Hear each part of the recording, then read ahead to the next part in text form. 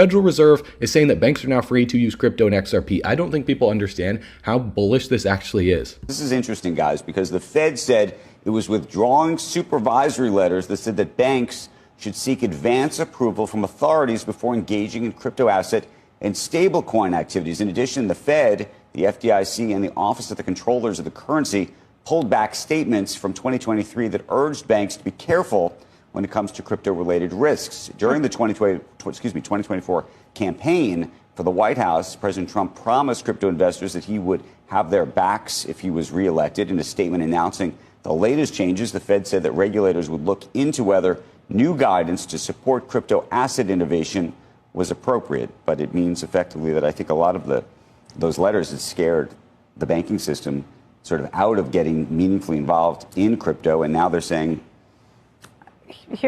do what you like. So at this point, guys, crypto is about to go full mainstream. If banks all across the United States are getting the green light, so the first crypto that's going to see the effect of that is obviously Bitcoin. And so we've seen Bitcoin break past the 0.5 retracement level, and it just tapped off of the 0.618. The next stop for Bitcoin, if we push higher in the short term, would be 702 or 786, anywhere between $99,000 to about $102,000 before Bitcoin would most likely make a correction in the short term. So if we look back here, when Bitcoin broke out from $38,000 in January of 2024, we went all the way up to a 0.5 retracement, and then we saw Bitcoin sell back off to $41,000 and consolidate for about 8 days before breaking out again to a new high. So at some point, like I said in my previous videos, I would expect Bitcoin to pull back, and it's impossible to know exactly when that's going to happen, but we look at confluence in the past, and we also pair that up with key indicators to get the best entry points. Because if we pull up the stochastic RSI and we look at when the K line, the D line were below 20, well, the most recent time was all the way back here on the 7th of April to like the 9th of April when Bitcoin was all the way down here. The time before then, Bitcoin was about $81,000. And so a lot of the times you don't want to buy something when the stochastic RSI on like the daily chart or even the weekly chart just dips below 20 for the first time, because a lot of the time we see fake out rallies and liquidity traps followed by a lower low on the price chart. And so what that looks like, if I zoom in here for you guys, on the right hand side of the screen, when Bitcoin dropped from $88,000 all the way down to about $81,000,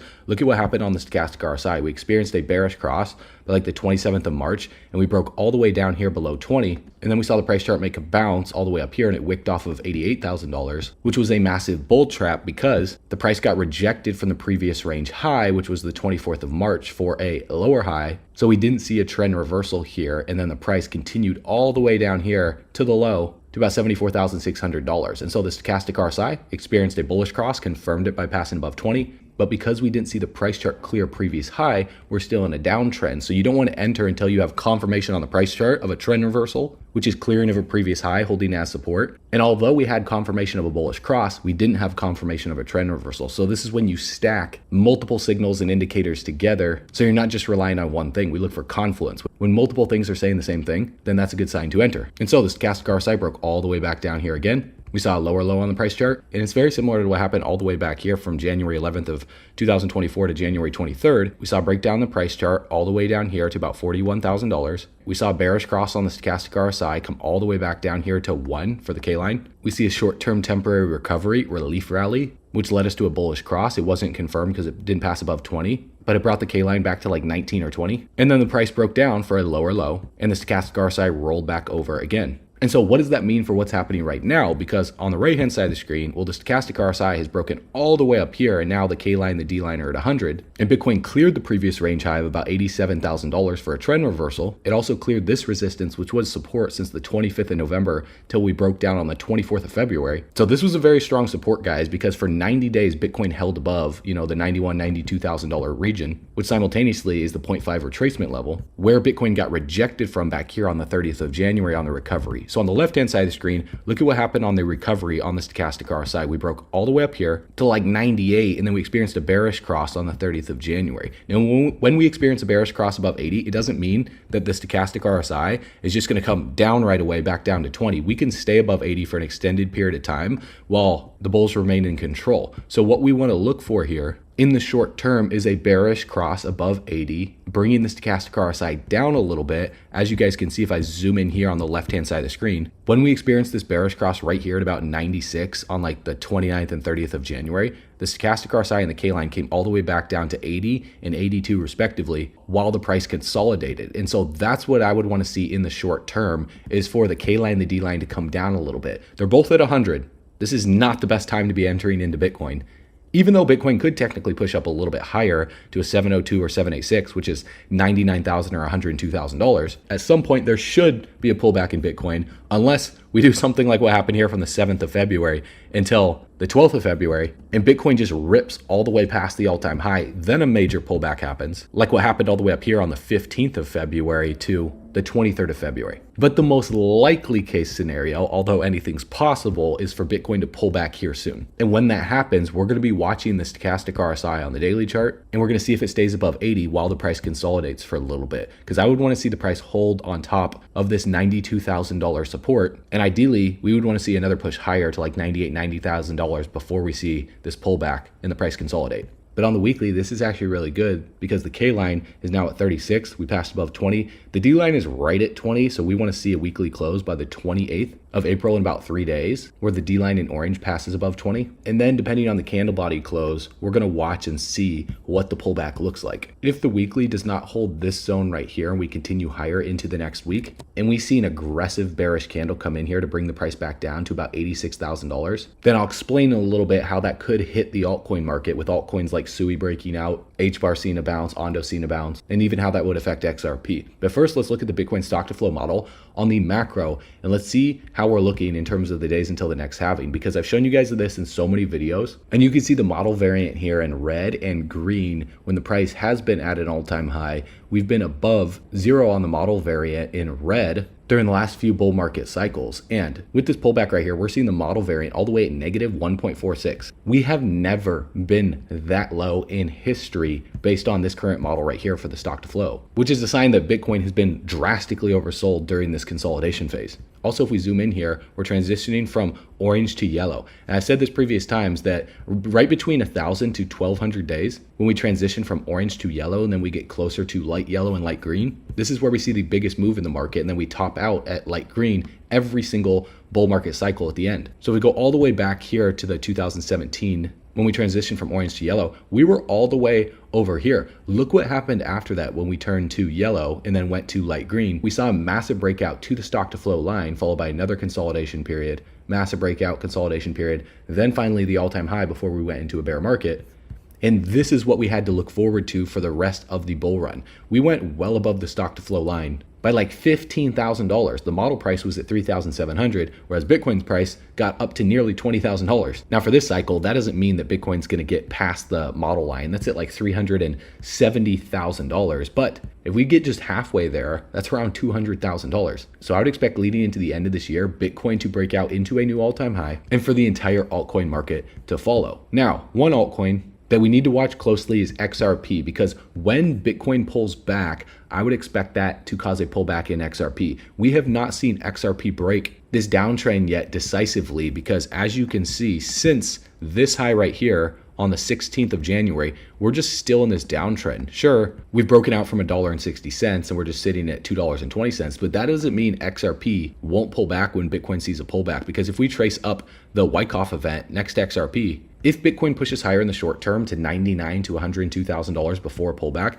I would expect XRP to, come up between $2.40 to $2.50. But on that pullback for Bitcoin, I think we're still in phase B of the Wyckoff. And what that would look like would be a rejection from these resistance lines, which is a previous range high of the 18th of March. So this is the major resistance that we need to watch for XRP. And until we clear that resistance, we're still going to be in a ranging market / downtrend until we go into phase D, which is the SOS phase. And so I think the spring is coming for XRP. And what that would look like on the price chart is for XRP to make a move back into this zone, get rejected from it, and then for us to range leading into June for either a higher low or a lower low for the spring phase in phase C. And then we finally see the breakout for XRP to clear this range, hold it as support for the SOS phase, and then finally phase E for the breakout to a new high later on this summer. And I know that's not what you want to hear, but this is what you need to be ready for, because so many people are going to get extremely bullish when XRP gets closer to $2.50, but they don't realize that Bitcoin in the past week has experienced this massive bullish candle. When people start buying into candles like this, those are the types of people that get wrecked. And then we go through these longer consolidation periods before we see breakouts to the upside, causing a lot of people to panic who bought here and sell out on the pullback, calling crypto a scam, when in reality, they didn't subscribe to the channel, they didn't watch these videos, and they only buy when everyone's buying and everyone's excited. And then when you look at indicators like the stochastic RSI, well, we just experienced a bearish cross above 80 in overbought conditions for XRP while the price is still in a downtrend. So yes, in the short term, we could see XRP move higher, but the smartest thing to do is watch these indicators and accumulate when we are in oversold conditions on macro trend reversals. So I would expect the stochastic RSI to stay above 80 for an extended period of time until XRP tops out. Then once we see that pullback for XRP and that consolidation, I would want to see the stochastic RSI come all the way back down below 20 to consider accumulating more XRP. Because if we look back to the breakout that took place from this downtrend on the 21st of August of 2017, XRP had been putting in lower highs since the 17th of May of 2017. We finally broke and closed above it right here on the 22nd of August with this massive price spike all the way up here to like 30 cents. And sure enough, the stochastic RSI went from all the way down here below 5 all the way upwards above 80. We experienced a bearish cross, and then the price coiled up while the stochastic RSI reset all the way down here below 20, and the price even pulled back even further, back down to back test the low of the 19th of August that XRP was at prior to the breakout. And then the stochastic RSI came all the way back down here for the best entry point, rebounding off of this key low right here at about 15 cents. Then we saw the stochastic RSI rally all the way back above 80 again while the price experienced another breakout. Then we see this bearish cross, the price comes back down again, rinse and repeat. The stochastic RSI comes back down again below 20. Then we start another breakout all the way up here. On the way up, there's some volatility in the stochastic RSI. As you can see, it comes above 80, drops back down to 50, back above 80 again, stays above 80 for an extended period of time. Bearish cross right here, about 28 cents. One final drop down for the stochastic RSI back below 20. And then massive explosion to the upside for a breakout. So these consolidations can last for a period of time, guys. That's why you don't just buy into a breakout like what you saw happen right here, because then you're left to go through this grueling, exhausting washing machine price action here where the price goes up, it goes down, and you just don't know what's going to happen next if you're just looking at the price chart right here. So when we pair it up with something like the stochastic RSI, you guys can get better entry points, because if I just clear the chart right here and I circle the points when the stochastic RSI is all the way down at the lowest levels, well, you can see that it's just a fact that you're getting the best possible entry points like a pro trader here. And I can simply just draw this zone of support right here for where I would need to see the stochastic RSI dip back into for me to be able to buy. That way I don't miss key opportunities, because if you just draw a zone of support right here on the price chart, well, as you can see, you would have only accumulated on the 15th of September and like the 19th of August, but you would have missed this entry point right here on the 23rd of October. You also would have missed this entry point on the 8th of December because XRP was putting in higher lows in this uptrend before the breakout. So that's why we need to pair it with the stochastic RSI with horizontal supports below 20 at previous levels that both the K line and the D line have dipped to. So for example, since like the 5th of December, the lowest low that the K line has come to is like 0.01, pretty much close to 0. And if I were to draw up here to about 7 to 8, if I want to get more aggressive and I don't really care about getting the best entry point, but relative on the macro, I could draw it up to 10 for horizontal support for where my buy zone would be on the macro. And I just create a strategy for myself where I only accumulate XRP when the K line and the D line are in this zone. And if I just put a date range here for when we dipped into that zone to how long it took to finally break out of that zone to the upside, we can see that it varies between 3 days, we have 12 days, 13 days, 27 days. So that tells me that I don't want to just buy the first day that it gets into the zone to get a better entry point, because if I just mark up with a vertical line when we first dipped into that zone on the price chart on each of these major pullbacks, you can see that I'm not really getting the best entry point. Like right here is at $2.26. The price dipped down to $1.90. Even right here, I would have been buying at $3. I would have been buying at $2.20. And then the price dipped down to $1.90. I would have been buying at $2.18, and then the price came down to $1.60. Or if instead I look for things like divergences, I also look for confluence on other charts for the relative strength index to come back within a zone of support as well too, then I can get better entry points. Because as you can see right here, when the price dipped down to $1.94, well, the RSI was all the way up here at 32. So if I just draw a horizontal ray right there, you could see while the stochastic RSI for K line, the D line were below 10 when the price was right here at $2.15. The relative strength index was at 40. So had I would have given it a little bit of time to play out, we can see that the K line came back down to like 0.40 and the RSI came down to 30 as well too. A much better entry point buying at $1.79 than all the way up here at $2.20. Even though you didn't accumulate the exact low at $1.60, it's still a pretty good entry point because right now, look at where the RSI is at. It's at 53 and then the K line, the D line are at 94 and 89. Buying into these levels is how you get absolutely wrecked because it's very well possible that XRP falls off the shelf and comes back down to like $1.70 to $1.80. I'm not saying that that will happen. In fact, I would actually expect XRP to push a little bit higher in the short term, but at some point, I do expect a deeper pullback and a consolidation for XRP. And so we're going to be watching the stochastic RSI. We're also going to watch the relative strength index. And we're going to see if XRP gets rejected from $2.50 or if it pushes higher than $2.50 and holds it as support for the next pullback.